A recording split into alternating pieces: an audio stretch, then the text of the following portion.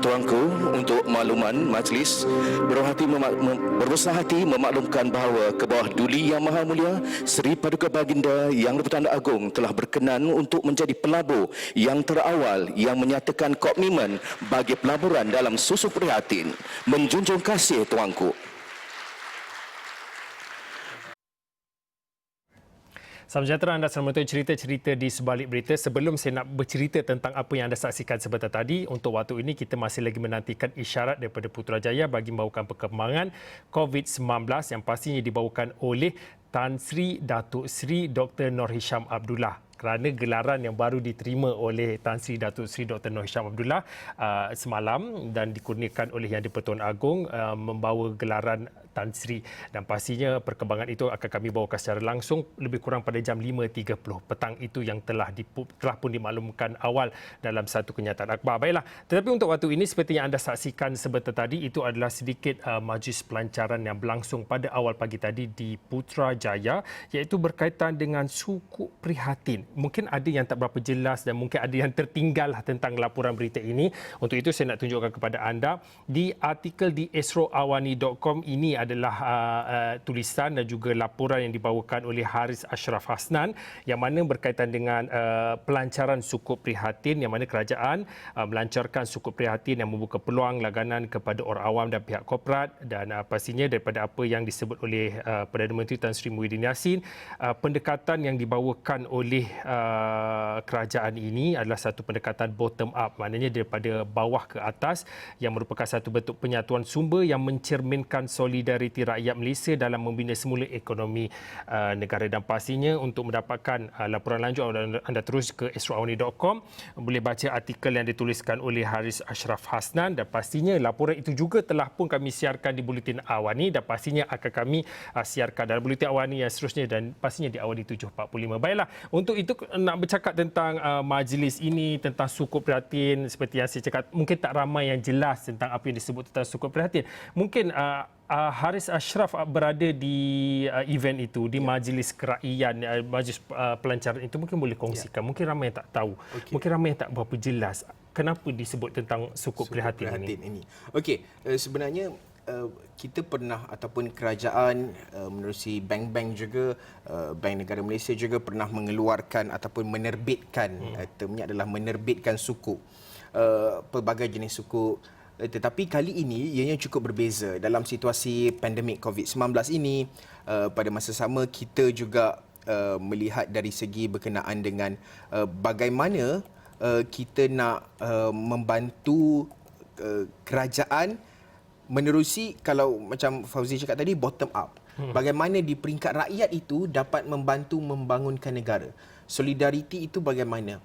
Semalam menerusi, kalau siapa yang recap, menerusi titah Yang di-Pertuan Agong juga semalam sewaktu istiadat penggunaan pingat darjah kebesaran bintang persekutuan itu juga, baginda juga ada menyebut berkenaan dengan bagaimana peranan rakyat itu sendiri.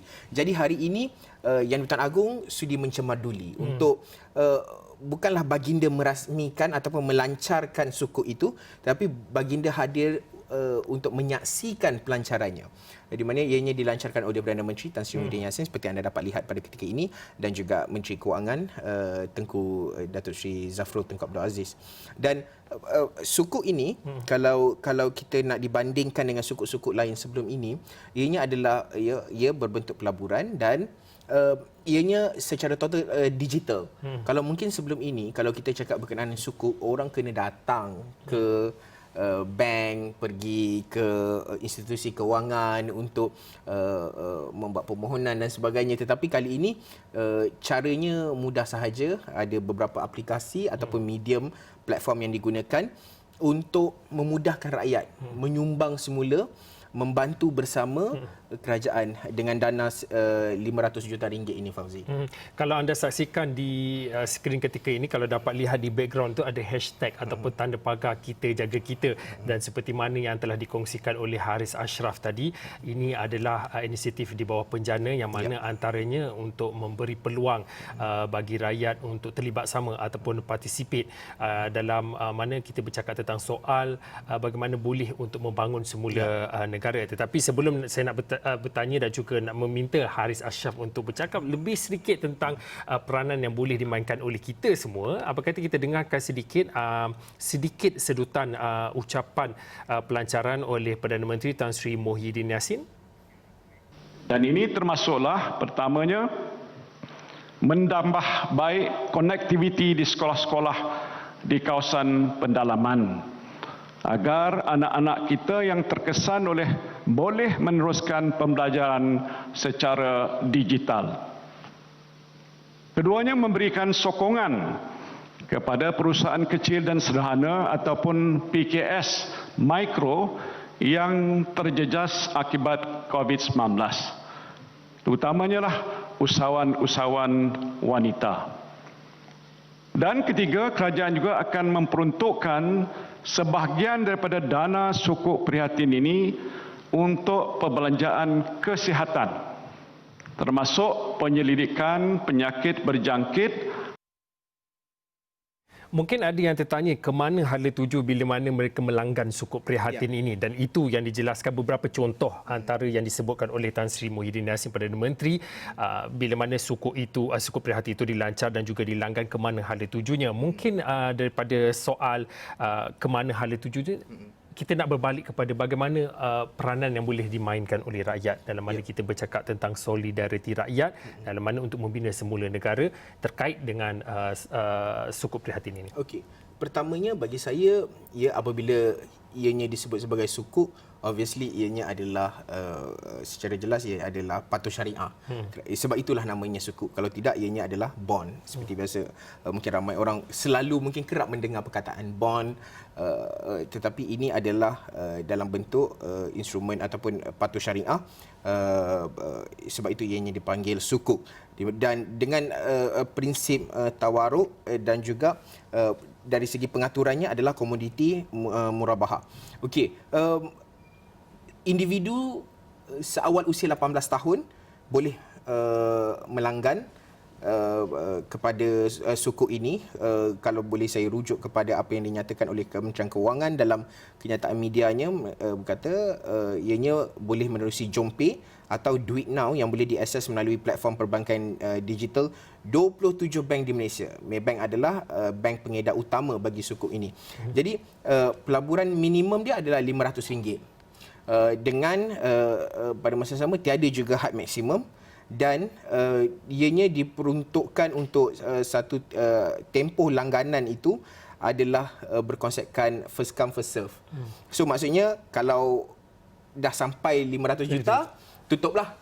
Tapi untuk tempohnya adalah daripada 18 Ogos sampai 17 September. So dalam tempoh sebulan. So rakyat Malaysia yang mungkin rasa mereka bersedia untuk menyumbang semula, membantu kerajaan seperti apa yang dikatakan oleh Perdana Menteri Tan Sri Muhyiddin tadi, membantu anak-anak di kawasan luar bandar, konektiviti mereka, mungkin jaringan internet yang tidak baik. Ini adalah peluang untuk kerajaan menambah baik lagi dalam situasi yang tidak menentu pada ketika ini. Mungkin ada kawasan-kawasan mungkin selepas ini mengalami PKPD dan sebagainya. Kita tidak minta, tapi kemungkinan-kemungkinan itu ada. Jadi anak-anak mungkin tidak dapat ke sekolah. Konektiviti itu perlu ditambah baik. Ini adalah salah satu cara, kerana situasi pada ketika ini rakyat dunia tidak pernah mendepani ataupun tidak pernah memikirkan pun akan mendepani satu cabaran yang cukup luar biasa pada ketika ini. Jadi sukuk ini, yalah ramai orang tanya keuntungan berapa kan. Kita dah labur takkan tak ada untung. Jadi keuntungan dia sebab ianya melibatkan sukuk terbitan kerajaan ini, ianya merupakan pulangan 2% setahun dan untuk tempoh 2 tahun, dengan keuntungan akan dibayar setiap suku tahun dan dikecualikan cukai. Tapi apa yang bestnya sebenarnya adalah antara kalaulah ramai yang melihat bersedia untuk membantu, memberi bantuan kerajaan ini, sebenarnya mereka boleh pulangan tersebut boleh dimasukkan juga di dalam tabung ataupun menyumbangkannya di dalam tabung bantuan COVID-19 ini. Dan mereka juga akan mendapat pelepasan cukai dan sebagainya. Jadi selepas ini pastinya kita ingin melihat, saya percaya di peringkat syarikat-syarikat GLC, syarikat-syarikat korporat juga mungkin ada yang mula memikirkan untuk tidak salah untuk menyumbang, membantu bersama. Sebab antara yang menarik juga berkenaan dengan ekonomi pada ketika ini, our ekonomi dah start mula melantun balik. Maksudnya kalau kita ekonomi ni ada 4 atau 5 graf, dia ada W, ada V, ada U. So U tu ambil masa tempoh lama untuk naik balik kan. So kita adalah pada kadar V pada ketika ini. So our ekonomi tu mula nak nampak naik balik lah menerusi KDNK kita yang unjurannya 2021 ni boleh katakan agak baik, insya-Allah lah kita itu yang sebenarnya yang selalu disebutkan dan pernah disebutkan oleh Menteri Kewangan sendiri berkaitan dengan V-shape ekonomi dengan U-shape ekonomi. Dan untuk kalau mungkin ada yang nak mendapatkan penjelasan tentang yang disebutkan oleh Ashraf tadi, boleh terus ke astrawali.com. Saya tunjukkan di sini, saya minta rakan-rakan di bilik PCR. Ini adalah KDNK 2021 yang diunjurkan kukuh menurut Perdana Menteri Tan Sri Muhyiddin Yassin yang mana mengatakan, yang mana memaklumkan ekonomi Malaysia kini melantun semula. Itu yang disebutkan oleh Ashraf Hassanan. Kalau diikutkan secara grafnya, ia berbentuk U. Dan anda boleh bacalah seperti yang ditulis oleh Haris Ashraf, antaranya ini dapat dilihat daripada beberapa penunjuk utama ekonomi yang telah mencatatkan pemulihan secara pantas sebaik saja sektor ekonomi dibuka semula, dan difahamkan juga ekspor negara berkembang lebih kurang pada kadar 8.8% pada Jun 2020 berbanding negatif 25.5% pada bulan yang sebelumnya. Untuk itu anda terus ke astrawani.com untuk mendapatkan tentang apa yang disebut sebagai V-shape, U-shape ekonomi, bagaimana ekonomi Malaysia melantun semula. Okey, kita dah bercakap tentang event, kita dah bercakap tentang tadi pada awal tadi dah bercakap tentang apa yang disebut tentang sukuk prihatin. Mungkin kalau dilihat dalam visual yang dikongsikan sebentar tadi, mungkin kita dah bercakap tentang norma baharu, kelaziman baharu. Betul. Bagi wartawan yang berpengalaman agak lama untuk sudah lama ya tak turun ke lapangan dan juga merasai event seperti ini. Kalau dulu memang selalulah, kalau dia kata setiap hari pastinya ada, tetapi untuk hari ini di Majlis Pelancaran Sukuk Prihatin di Putrajaya, mungkin boleh kongsikan apa norma-norma baharu atau apa kelaziman baharu yang dikongsikan ataupun yang telah pun ditetapkan dalam majlis itu. Berapa ramai yang hadir? Kalau ikut dalam senarai yang saya boleh bacakan dekat sini, ada beberapa seperti kita boleh saksikan keberangkatan Yang di-Pertuan Agong, juga kehadiran Yang Amat Berhormat Perdana Menteri dan juga Menteri Kewangan. Mungkin boleh dikongsikan berapa ramai secara anggaran yang hadir pada majlis itu. Okey, sebenarnya sebelum maksudnya kita dah dapat jemputan awal, antara salah satu syaratnya adalah untuk menjalani ujian COVID-19 kerana ianya merupakan program melibatkan Yang di-Pertuan Agong, individu-individu berprofil tinggi, dan juga ruangnya adalah di sebuah dewan di dalam sebuah kementerian. Maksudnya bukanlah di kawasan yang luas dan terlalu lapang yang membolehkan penjarakan sosial itu terlalu jaminan penjarakan sosial itu ada. Tetapi walaupun dalam keadaan dewan sebegitu tetap ada, dan sebagai contoh macam juru kamera saya tadi, Airul, juga ditempatkan statik di satu tempat sahaja. Maksudnya pihak penganjur menyediakan platform. Mungkin kalau anda dapat lihat, ini visual yang di mana inilah kedudukan statiknya.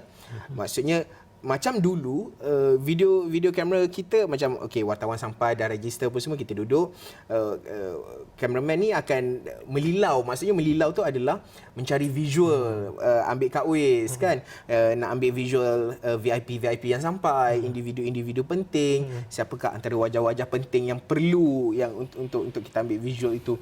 Tapi pada kali ini di mana beliau berada ataupun beliau diletakkan di tempat statik ataupun di satu tempat itu sahaja, maksudnya kena lebih kreatif lah. Maksudnya mungkin kadang-kadang mungkin ada yang kita perasan, mungkin kita tak perasan siapakah individu yang hadir. Pada masa sama semua dah pakai mask kan masuk dalam dewan. So kadang-kadang saya macam ni siapa tadi? Oh okey, Gubernur kan. So kita kena ambil masa sikit lah, kita nak cam siapa individu-individu yang datang. So tadi kita ada KSN, kita ada Timbalan Menteri Kewangan,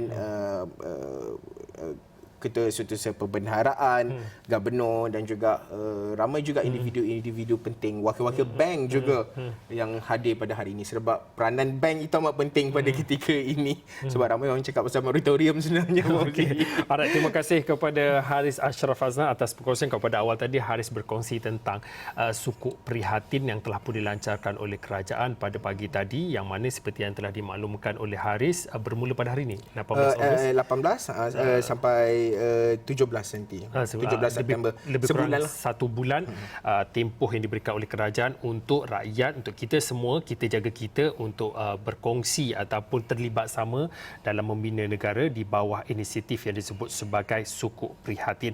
Dan saya pasti laporan ini akan kami siarkan lagi dalam buletin awani selepas ini dan pastinya di awani 7.45. Baiklah, cerita berehat seketika kembali selepas ini.